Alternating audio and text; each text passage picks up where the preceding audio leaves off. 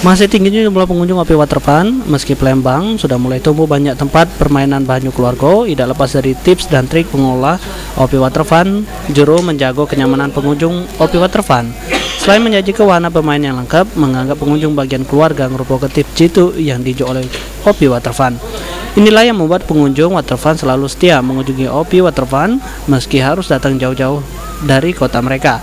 Becak yang dilakukan warga Muara Enim ini yang sengaja datang ke OP Waterfun untuk berlibur bersama keluarga.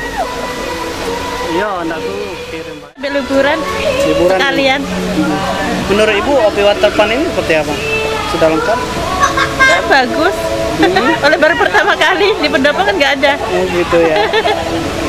Kesannya Bu seperti apa? Kesannya ya nyaman lah kayak di sini. Iya.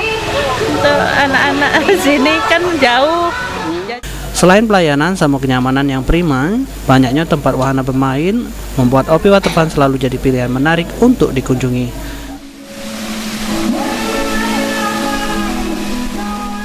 Itu kita menjadikan para pengunjung itu sebagai bagian dari keluarga, sehingga mereka merasa lebih dekat sama OP Waterfun. Sulaiman, PAL TV. Enggak.